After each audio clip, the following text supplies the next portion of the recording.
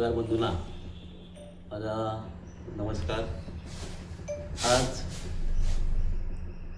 पत्रकार परिषद घेण्यामध्ये कारण की मी भारतीय जनता पार्टीचा 2018 मध्ये माझे दैवत आमचे आमदार सन्माननीय निलेशजी राणे साहेब यांच्या माध्यमातून, यांच्या मार्गदर्शनाखाली, यांच्या नेतृत्वाखाली मी 2018ला कणकवलीमध्ये सन्माननीय मुख्यमंत्री देवेंद्रजी फडणवीस साहेब यांच्या उपस्थितीमध्ये भारतीय जनता पार्टीमध्ये आम्ही प्रवेश केला।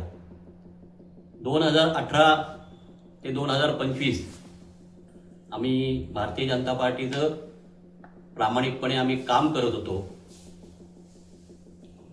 ज्यावेळी भारतीय जनता पार्टीची सत्ता नव्हती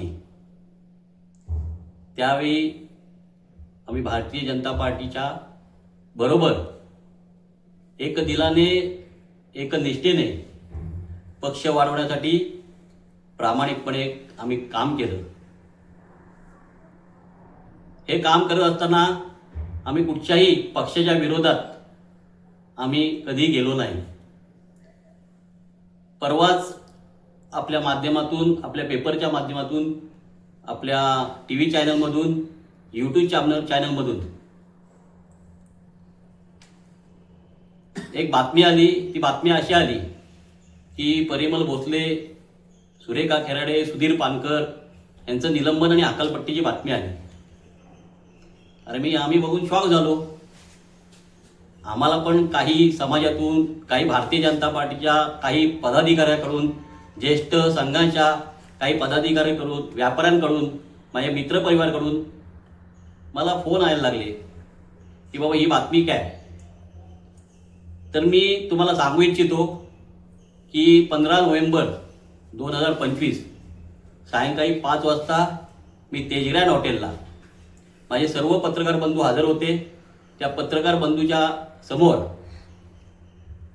मी असं म्हटलं होतं की मी भारतीय जनता पार्टीचा पदाचा आणि सदस्याचा राजीनामा देत आहे। मला भारतीय जनता पार्टी सोडताना खूप दुःख होत आहेत, खूप वेदना होत आहेत आणि माझं भारतीय जनता पार्टीच्या कुठच्याही नेत्यावरती, कुठच्याही भारतीय जनता पार्टीवरती माझा राग नाही। माझा जो राग आहे तो इथल्या स्थानिक पदाधिकाऱ्यांच्या विरुद्ध राग आहे। म्हणून मी माझा पदाचा आणि सदस्य पदाचा राजीनामा देत आहे आणि मी अपक्ष निवडणुकीला लढवत आहे। 15 नोव्हेंबर 2025 आणि हा महिना आहे आज फेब्रुवारी, म्हणजे 4 महिन्यानंतर इथला कोण जिल्हाध्यक्ष आहे तो जिल्हाध्यक्ष आहे तो मंदबुद्धीचा आहे असं मी म्हणेन, किंवा त्याला अक्कल शून्य असं मी म्हणेन। त्याने आकलेचे तारे परवा तोडलेत, ते तुमच्या माध्यमातून ते दिसलेत। ज्यावेळी पक्षातून निलंबन आणि हकालपट्टी कशी करतात, का करतात ते कदाचित त्या जिल्हाध्यक्षाला माहिती नसावं। त्या पक्षाची निष्ठा, पक्षाची ध्येयधोरण, पक्षाचे विचार त्या जिल्हाध्यक्षाला माहिती नाही आहेत। भारतीय जनता पार्टी हा 1 वर्षापूर्वी एकनिष्ठेने आणि प्रामाणिकपणे काम करत होता, पण 1 वर्षानंतर, किंवा थोडक्यात म्हणायला लागेल की आम्ही बाहेर पडल्यानंतर भारतीय जनता पार्टीमध्ये मोठा महापूर आलाय। मोठा महापूर आलाय म्हणजे जत्रा भरले, आओ जाओ तुम्हारा घर, हे भारतीय जनता पार्टीमध्ये सध्या चालू आहे। पण मी त्या जिल्हाध्यक्षांना सांगतो की ज्यावेळी चिपळूणमध्ये महापूर आला तेव्हा आम्ही भारतीय जनता पार्टीचे कार्यकर्ते म्हणून आम्ही रस्त्यावरती उतरलो, लोकांच्या घराघरात पोचलो।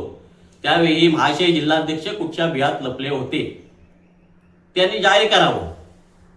आम्ही ज्यावेळी पक्षाचा पत्रकार परिषद घेऊन राजीनामा देतो आणि 4 महिने मी भारतीय जनता पार्टीच्या कॉन्टॅक्टमध्ये नाही, मी त्यांच्या कुठच्या कार्यालयामध्ये जात नाही। मी काय, सुधीर पानकर काय, किंवा मॅडम काय, सुरेखा खेराडे, माजी नगराध्यक्ष सुरेखा खेराडे, त्या भारतीय जनता पार्टीच्या कार्यालयामध्ये जात नाही आहे, त्यांच्या मिटिंगला जात नाही आहे। आता जिल्हा परिषद पंचायत समिती निवडणूक जी झाली त्या निवडणुकीमध्ये आम्ही सक्रिय नाही आहे। आणि तुम्हाला जर वाटत असेल तर भारतीय जनता पार्टीकडे एक लिस्ट असते ऑफिसमध्ये, कोण आलं कोण गेलं, आला किती वाजता, गेला किती वाजता, हे बुक असतं. त्याच्यामध्ये आमच्या सह्या जर दिसल्या, आम्ही जर कुठच्या कार्यक्रमाला दिसलो किंवा कुठच्या जिल्हा परिषद पंचायत समिती आम्ही सक्रिय दिसलो, तर मी या जिल्हाध्यक्षाला माझ्याकडून 1 लाख रुपये रोख बक्षीस देईन. आम्ही पक्षाचा राजीनामा दिलाय, पक्षाचा पदाचा राजीनामा दिला, अपक्ष लढवलंय, हे जग जाहीर आहे. मग तुम्ही ही का, हे सूडबुद्धीचं राजकारण. इथं आता फॅड काय झालाय की इथून उठतात, एक 15-20 जण गाड्या काढतात, मुंबईत जातात, फोटो सेशन करतात, कोण निवडून आलं की तिकडे जातात, फोटो सेशन करतात आणि इकडे येतात. हे सध्या भारतीय जनता पार्टीमध्ये काम कमी, रील्स जास्त आणि फोटो सेशन जास्त चालू आहे. भारतीय जनता पार्टी हा शिस्तीचा पक्ष आहे. त्या पक्षावरती मी काय बोलत नाही, पण मी सन्माननीय प्रदेशाध्यक्ष साहेबांना सांगू इच्छितो की जे आता चिपळूणमध्ये राजकारण चालू आहे, ते गलिच्छ प्रकारचं राजकारण चालू आहे. हकालपट्टी कोणाला करायला पाहिजे त्यांनी? पहिली गोष्ट म्हणजे जे जिल्हाध्यक्ष आहेत ते उत्तरचे आहेत आणि आम्ही आहोत ते दक्षिणचे पदाधिकारी होतो. त्यामुळे दक्षिणच्या पदाधिकारी म्हणजे जिल्हाध्यक्षांनी राजीनामा दिलाय. त्यामुळे ह्या उत्तरच्या जिल्हाध्यक्षाला आम्हाला राजीनामा घ्यायचा किंवा हकालपट्टी करायचा किंवा निलंबन करायचा अधिकार कोणताच नाही. त्याला जर माहिती नसेल जिल्हाध्यक्षाला, तर त्यांनी भारतीय जनता पार्टीचं एक 3-3 महिन्याने प्रशिक्षण असतं, ते प्रशिक्षण घेऊन त्यांनी करावं. कुठे भारतीय जनता पार्टीमध्ये कुठचाही प्रभारी नसतो. आम्ही पण 8 वर्ष काम केले त्या पक्षामध्ये, कुठचाही प्रभारी नसतो आणि त्याला देण्याचा अधिकार काही नाहीये. कोणाच्या तरी सांगण्यावरून ह्यांनी जे काय केलंय ते कोणाच्या सांगण्यावरून केलंय ते त्यांनी एकदा जाहीर करावं. ज्यावेळी आता जिल्हा परिषद पंचायत समितीच्या निवडणूक लागल्या, लांजामध्ये भारतीय जनता पार्टीचे पदाधिकारी यांना, निष्ठावंत पदाधिकारी यांना तिकीट मिळालं नाही म्हणून ते अपक्ष लढले. संगमेश्वर देवरुखमध्ये भारतीय जनता पार्टीचे पदाधिकारी अपक्ष लढले. रत्नागिरीमध्ये भारतीय जनता पार्टीचे निष्ठावंत पदाधिकारी, ज्येष्ठ पदाधिकारी तिकीट मिळालं नाही म्हणून अपक्ष लढले. अपक्ष लढल्यावरती लांजा, संगमेश्वर, देवरुख, रत्नागिरी ह्या पदाधिकाऱ्यांची हकालपट्टी ह्या माणसाने का केली नाही? ह्या जिल्हाध्यक्षाने ह्या लोकांची हकालपट्टी का केली नाही? फक्त 3-4चीच का हकालपट्टी केली? याचा अर्थ हे जे काय आहे ते सूडबुद्धीने केलेलं राजकारण आहे. आरेला का रे आम्हाला पण करता येतं, ऍक्शनला रिॲक्शन आम्हाला पण देता येते. तुम्ही सुरुवात केले, आता आम्ही त्याचा एंड करू. तुम्ही माझं वैयक्तिक राज त्या जिल्हाध्यक्षावर नाही आहे, माझे संबंध चांगले आहेत, पण पुढचं आता मला एक सांगा, तुम्हाला निलंबनच करायचं होतं ना? अजूनही मला निलंबनाचं पत्र आलेलं नाही. माझ्या बरोबर सुधीर पानकर आहे, त्याला अजून निलंबनाचं पत्र आले नाही. फक्त तिकडून आले, स्वतःचं क्रेडिट वाढवण्यासाठी तुम्हाला डायरेक्ट पात्र दिल्यात. आणि मला आपल्या माध्यमातून आपल्याला पण सांगायचं वाटतं की मी राजीनामा दिला असताना पण तुम्हाला एक मापी, फक्त तुम्ही नाण्याची एक बाजू बघितली. तुम्ही मला जरी विचारलं असतं तर हा काय प्रकार आहे, तुम्ही वास्तविक त्याला विचारायला पाहिजे होतं. त्यांनी 15 तारखेला राजीनामा दिलाय. राजीनामा दिला असता हकालपट्टी निलंबन कसं होऊ शकतं? भारतीय जनता पार्टीमध्ये आमचे संघटन मंत्री देवेंद्र फडणवीस, शैलेंद्र दळवी हे ज्यावेळी निवडणुकीच्या पूर्वी 2 महिन्यापूर्वी कार्यालयामध्ये आले, संघटन मंत्री त्यावेळी असं सांगण्यात आलं की सक्रिय सदस्य, भारतीय जनता पार्टीमध्ये सक्रिय सदस्य हे 500 किंवा जो 1000 घराघरात जाऊन करेल त्यांनाच आम्ही शहराध्यक्ष, तालुकाध्यक्ष, जिल्हाध्यक्ष, जिल्हा परिषद, पंचायत समिती आणि नगरपालिकेचं आम्ही त्यांना तिकीट देण्यात येणार आहे. हे त्यावेळी सांगण्यात आलं. त्यावेळी माझ्यासारख्या असंख्य निष्ठावंत भारतीय जनता पार्टीच्या कार्यकर्त्यांनी, पदाधिकाऱ्यांनी घराघरात जाऊन मी स्वतः 600 सदस्य केलेत. माझ्याकडे ह्याच्यामध्ये प्रूफ आहे. 600 सदस्य भारतीय जनता पार्टीचे सक्रिय केलेत. काही लोकांनी 1000 केलेत, काही लोकांनी 700 केलेत, पण त्यांना पण तिकीट देण्यात आलेलं नाही. जे आता तुम्ही नगरपालिकेला बघाल तर निष्ठावंत माझ्याकडे 2 नगरसेवक आहेत, ज्येष्ठ नगरसेवक 2 आहेत, बाकी सगळे नवीन आलेले नगरसेवक आहेत. मग तुम्ही मला सांगा, काही तर 2 दिवस अगोदर येऊन फॉर्म दिलेत आणि ते निवडून आलेत. त्यांचा भारतीय जनता पार्टीचा काडीचाही संबंध नाही, काडीचाही संबंध नाही. मग ह्या जिल्हाध्यक्षाचं एवढं डोकं फास्ट आहे तर ह्या जिल्हाध्यक्षांनी जे आता नगरसेवक निवडून आलेत त्याला विचारलं पाहिजे की तुम्ही भारतीय जनता पार्टीमध्ये किती वर्ष काम केलेत, किती सक्रिय सदस्य केलेत. भारतीय जनता पार्टीमध्ये कमीत कमी 5 वर्ष हा त्या भारतीय जनता पार्टीचा सदस्य असला पाहिजे. कमीत कमी 1 वर्ष भारतीय जनता पार्टीचा सदस्य असला पाहिजे. त्याला जिल्हाध्यक्ष, शहराध्यक्ष आणि तालुकाध्यक्ष देण्यात येतं. हे मी जबाबदारीने बोलतोय. त्या पक्षात 8 वर्ष काम केलंय, त्यामुळे पक्षाची शिस्त ही मला पण माहिती आहे. कमीत कमी 5 वर्ष त्या भारतीय जनता पार्टीमध्ये सदस्य काम केलं पाहिजे आणि कमीत कमी 2 वर्ष त्यांनी काम केलं पाहिजे, तरच त्याला शहराध्यक्ष, तालुकाध्यक्ष, जिल्हाध्यक्ष देता येतं. मग ज्यावेळी चिपळूणमध्ये तुम्ही सूडबुद्धीने राजकारण करता, लांजा, संगमेश्वर, रत्नागिरी जिल्ह्यात यांचे तुम्ही राजीनामे काय का घेतले? परिमल आता 1 मिनिट. दुसरी गोष्ट, आता मी दुसरा मुद्दा घेतोय की हकालपट्टी कशाला म्हणतात हे तुम्हाला मी सांगतो. भारतीय जनता पार्टीचा युवाचा सरचिटणीस मंदार कदम, मी तुम्हाला सगळं पुराव्याची देतोय, त्याचं उत्तर रत्नागिरी जिल्ह्याचं सरचिटणीस पद होतं. मंदार कदम म्हणजे त्याच्या जिल्ह्यामध्ये त्याचं पद होतं. कोणाच्या? मला जो निलंबन केलंय त्या जिल्हाध्यक्षाच्या.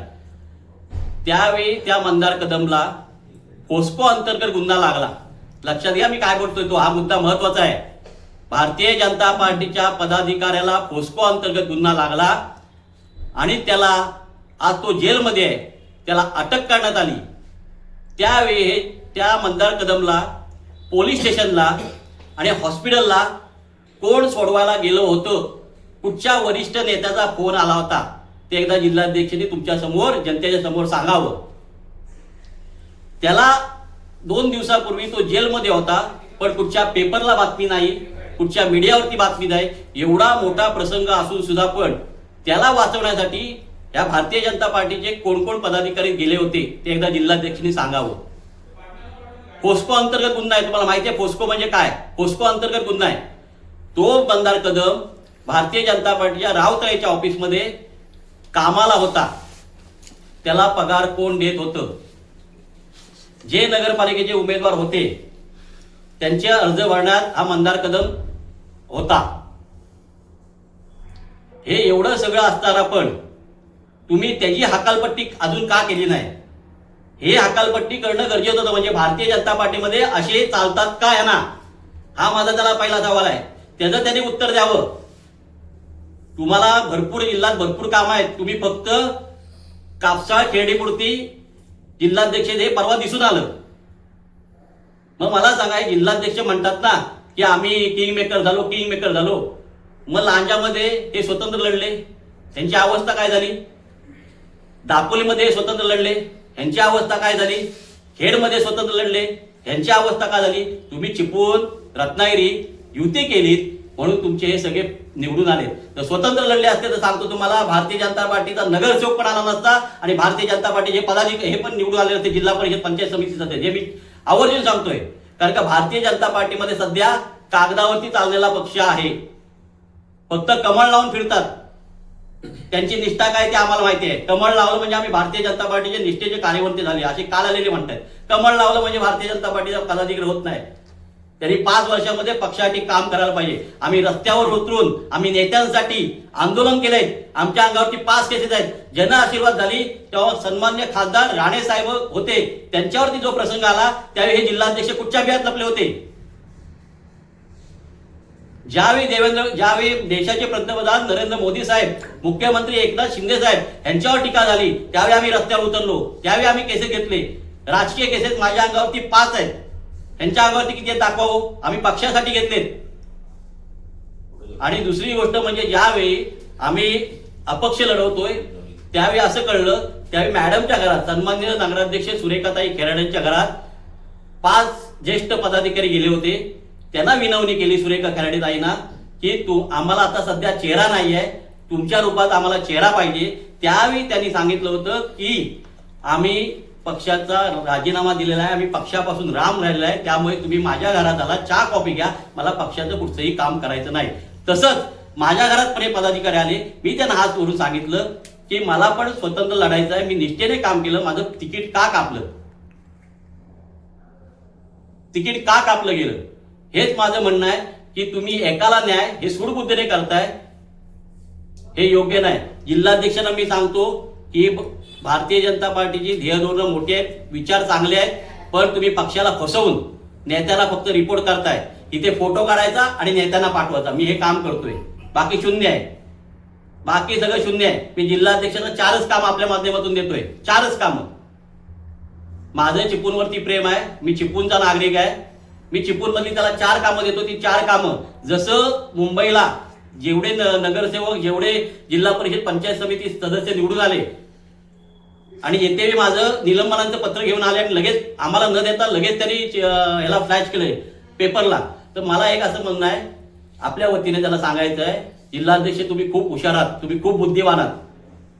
चिपळूण शहरातली 4 कामं त्यांना देतोय. बघा, ते सत्तेत जिल्हाध्यक्ष, केंद्रात सत्ता त्यांची आहे, राज्याचे मुख्यमंत्री त्यांचे आहेत, बांधकाम मंत्री त्यांचे आहेत आणि हे स्वतः जिल्हाध्यक्ष आहेत. पहिलं काम, जो चिपळूण शहरातून जाणारा जो ब्रिज आहे, चिपळूण शहरामधून जाणारा जो ब्रिज आहे, काही लोकांच्या मागण्या आहेत की हा ब्रिज कापसा रेस्ट हाऊस पण आला पाहिजे. कारण का ह्या पावरस नाक्यामध्ये अनेक लोकांचे ऍक्सिडेंट झालेत. तिथे भारतीय जनता पार्टीचा एक कार्यकर्ता, माझा सच्चा मित्र, राणे साहेबांचा सच्चा समर्थक संजय भालेकर यांचं दुर्दैवी तिथे ऍक्सिडेंट झालं. त्या इथे आमच्या सोबत नाहीत, याचं मला दुःख वाटतं. असे अनेक प्रसंग आहेत, अनेक असे ऍक्सिडेंट झालेत. तो जो ब्रिज आहे, गडकरी साहेब आपले मंत्री आहेत, तुम्ही मी जे पत्र देतोय ते तुम्ही हा जो हायवे आहे, हा जो ब्रिज आहे, तो प्रांत ऑफिसला उतरतोय. तो जो ब्रिज आहे तो कापसाळ्यापर्यंत त्यांनी घेऊन यावा आणि त्याच्यासाठी त्यांनी 100 कोटी मंजूर करून आणावं 8 दिवसात. मी त्यांना 8 दिवसाची मुदत देतो, 100 कोटी मंजूर करून आणावं. दुसरा, जो 2021ला महापूर आलाय, 2021ला महापूर आलाय, महापुराला आमच्या घरात पाणी होतं, आमच्या दुकानात पाणी होतं, आमचं नुकसान झालंय. सन्मान्य पालकमंत्री उदयजी सामंत साहेब असतील, खासदार नारायणजी राणे साहेब असतील, सन्मान्य निलेशजी राणे साहेब असतील, सन्मान्य शेखर सर असतील किंवा सन्मान्य सदानंद चव्हाण साहेब असतील, यांच्या माध्यमातून चिपळूण शहराला गाळ काढण्यासाठी भरपूर निधी येतोय. माझं त्यांना आव्हान आहे की यांच्यामुळे 5 वर्ष पूर भरला नाही. मला त्या जिल्हाध्यक्षाला आव्हान आहे की तुम्ही ह्या गाळ काढण्यासाठी 100 कोटी 8 दिवसात मंजूर करून आणणार का? आणि तिसरा मोठा प्रश्न आहे, मी कुठच्या समाजावरती जात नाही, मी मराठा समाजाचा एक कार्यकर्ता आहे, मराठा समाजाचा आहे मी, आणि जे जिल्हाध्यक्ष आहेत ते पण मराठा समाजाचे आहेत. आता सत्ता तुमची आहे, मुख्यमंत्री तुमचे आहेत. मी त्यांना एक पत्र देणार आहे की मराठा समाजाचे जे आरक्षण, कुठच्याही समाजाचं आरक्षण न काढता, कुठच्याही समाजाच्या आरक्षणाला धक्का न पोचता त्यांनी मराठा समाजाचं आरक्षण हे 8 दिवसात मिळवून आणवाचा. त्याचा GR या जिल्हाध्यक्ष आणावा 8 दिवसात. आणि चौथी गोष्ट म्हणजे चिपळूणमध्ये सध्या कुत्र्यांचं प्रमाण हे मोठ्या प्रमाणात वाढलंय. त्याला एकच काम आहे ना, हकालपट्टी करायची. तर त्यांनी त्या कुत्र्यांना, मी पण कुत्राप्रेमी आहे, माझ्या घरी पण कुत्रा आहे, त्यांनी कुत्र्याचं निवारण, त्याचं नियोजन कुठेतरी बाहेरच्या एरियामध्ये नेऊन करावं, त्यांची योग्य ती सोय करावी. हे ते करणार का? कारण का त्यांच्याच पक्षातल्या उपनगराध्यक्ष आहेत, त्यांच्या मागे पण ज्यावेळी उपचारला कार्यक्रम होता, सत्कार होता, त्यावेळी त्यांच्या मागे पण हे कुत्रे लागले होते. त्यांना पाहिजे तर विचारा. मी म्हणतोय कारवाई, मी म्हणतोय पक्षाच्या विरोधात काम केलं ना, मग संदीप बिसे हा भारतीय जनता पार्टीच्या एकमताने आलेला नगरसेवक आहे का? एक मताने आलेला नगरसेवक आहे. त्या संदीप बिसे माझ्या बाजूला राहतो, त्याला विचारा. तो ज्यावेळी तिकीट मिळत नव्हतं, पण तिकीट मिळालं कारण का शेखर सरांची युती तुटली म्हणून 2 उमेदवारांना तिकीट मिळलं, तर दोन्ही उमेदवार निवडून आले. त्यामध्ये संदीप बिसे, मी बोलतोय हक्काने का त्याला बोलतोय, कारण का जर मी विरोधात काम केलं असतं पक्षाच्या, तर संदीप बिसेला मी मतदान केलंय म्हणून तो नगरसेवक झाला असं म्हणायला हरकत नाही. कारण का मी माझ्या घरातली 5 मतं पडली नसती, माझ्या शेजाऱ्यांची मतं पडली नसती, माझ्या नातेवाईकांची मतं पडली नसती, तर संदीप बिसे हा नगरसेवक झाला नसता. मग मी तुम्हाला सांगतोय, आपल्या मी जबाबदारीने बोलतोय की मी त्याला मदत केली म्हणून तो नगरसेवक झाला. त्याला कधी विचारा, तो परिमल दादा म्हणतो, परिमल दादा तुमच्यामुळे मी नगरसेवक झालो, त्याला कधी विचार. मग जर मी पक्षाच्या विरोधात काम केलं असतं तर तो नगरसेवक झाला असता का? तर मला एवढंच त्याला विचाराय, मी दिलेली काम आहे ती त्यांनी मंजूर करून आणावी 8 दिवसात. मग मी खरं म्हणेन तू जिल्हाध्यक्ष आहे आणि तू खरोखर चिपळूणवरती तुझं प्रेम आहे. या जिल्हाध्यक्षाला दुसरी काही कामं नाही आहेत, फक्त यांनी सूडबुद्धीने राजकारणाला सुरुवात केली. आम्ही पण ऍक्शनला रिॲक्शन देणार. आणि येणाऱ्या 8-10 दिवसात मी सगळे पुराव्यानिशी कोणाकोणाचं काय काय आहे ते सगळं मी पुराव्यानिशी काढणार. मी भारतीय जनता पार्टीच्या कुठच्याही नेत्यावरती कुठच्याही पदाधिकारी बोलत नाही, पण जो कोण माझ्यावरती बोलेल त्याला मी पुराव्यासहित सगळं मी त्याचा हे काढणार, पोलखोल काढणार. आणि दुसरी गोष्ट म्हणजे परत एकदा मी आपल्या माध्यमातून सांगतोय की मी भारतीय जनता पार्टीचा, मी असेल, सुधीर पानकर असेल किंवा सुरेखाताई खेराडे माझी नगराध्यक्ष असतील, त्यांनी राजीनामे आम्ही 15 नोव्हेंबरला दिले होते. आणि त्याचं पत्र हे माझं तुमच्यासमोर तेव्हाही दाखवलं होतं, तेव्हाही दिलं होतं आणि आजही दाखव. त्या पत्रावरती तारीख आहे 15/11/2025. त्या पत्रावरती तारीख आहे 15/11/2025. मग मी पत्र तुमच्या माध्यमातून 15 तारखेला दिलं होतं, तर आम्हाला निलंबनची कारवाई कुठच्या बेसवर केली यांनी? मी बोलतो ते पुराव्यासहित बोलतो. परत एकदा मी तुम्हाला सांगतोय, आम्ही रस्त्यावर तर उतरणारे कार्यकर्ते आहोत. माझ्या अंगावरती 5 केसी आहेत. परत जर आमच्या बाबतीत काय बोलण्याचा प्रयत्न केला तर आरेला कार्य आम्ही करणार, ऍक्शनला रिॲक्शन देणार. तुम्ही तुमचा पक्ष वाढवा, तुम्ही तुमचे सदस्य वाढवा, आम्हाला त्या पक्षाशी काही काळी मात्र संबंध नाहीये. त्यावेळी पण सांगितलं, ते आजही सांगितलं. उलट मला असं वाटतंय परत प्रेस घेतलं ती परत माझ्यावरती निलंबनाची कारवाई करतील. असले बिंडोक आहेत जिल्हाध्यक्ष, असं मी सांगतो आपल्या माध्यमातून. जे काय या जिल्हाध्यक्षासारखे हायवेचे झाडं तोडायचं कॉन्ट्रॅक्ट नाही, माझं जो काय हायवेचा स्क्रॅब आहे तो स्क्रॅब उचलायचं माझं काम नाही, माझं हायवेला जो काय मातीचा भराव येतो तो मातीचा भराव उचलून त्याचा महसूल बुडवण्याचं माझं काय काम नाही, माझं कुठे सफाई कामगारांचे ठेके नाहीत, माझं कुठे वाळूचं कॉन्ट्रॅक्ट नाही, माझं कुठे रेल्वेच्या कामामध्ये पार्टनरशिप नाहीये, हे त्यांनी ध्यानात धरावं. माझ्यावर तुम्ही सूडबुद्धीने तुम्ही राजकारण करायला सुरुवात केलीत, तर मी तुमच्यावरती पण जर आरएला कार्य करायचं असेल तर मी आरएला कार्य पण करेन, ऍक्शनला रिॲक्शन पण नक्की देईन. कालच तुमचे जे शहर मंडळ अध्यक्ष आहेत त्यांनी माझे जिल्हाध्यक्षांना फोन करून असं विचारलं की बाबा मला तर वाटलं होतं तुम्ही जिल्हाध्यक्ष परत व्हाल, माझी इच्छा होती तुम्ही जिल्हाध्यक्ष परत व्हायची. म्हणजे बघा, या शहर मंडळ अध्यक्षाची तुम्ही आता हकालपट्टी करणार का, त्यांचं निलंबन करणार का? तुमच्या भाजप पक्षाचे जे पदाधिकारी आहेत ते मला सांगतात की तुमच्यावर जी कारवाई केली ती आम्हाला पटलेली नाहीये. म्हणजे भारतीय जनता पार्टीच्या मी कुठच्याही व्हॉट्सअप ग्रुपमध्ये नाहीये, कुठच्याही कार्यक्रमात नाहीये, तरी ही केलेली या जिल्हाध्यक्षांनी बुद्धीची मला त्याच्यात कीव करायची वाटते.